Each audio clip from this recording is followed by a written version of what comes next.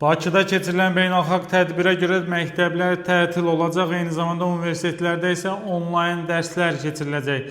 Xəbərə diqqətlə qulaq asın. Xəbərə keçməzdən əvvəl isə buradakı üstəgələ də toxunun ki, kanala abunə olasınız. Bəli, əzizlər, bilirsiniz, may ayında Bakıda böyük bir beynəlxalq tədbir, Ümumdünya şəhər salma forumu olacaq. Bu tədbirdə çoxlu sayda xaricdən qonaqlar da iştirak edəcəklər. Bununla əlaqədar olaraq Bakıda tədrisin təşkili yenidən tənzimlənəcək. Belə ki, bununla bağlı artıq əmr də imzalanıb. Əmrə əsasən 18 və 22 may tarixlərində Bakıda yerləşən məktəbə qədər hazırlıq və ibtidai siniflər üçün tətil elan olunub. Bundan əlavə Pirallahı, Qaradağ, Suraxanı, Sabunçu və Nizami rayonları istisna olmaqla digər Bakı üzrə rayonlarda 5-ci, 11-ci siniflərdə dərslər onlayn formada keçiriləcək.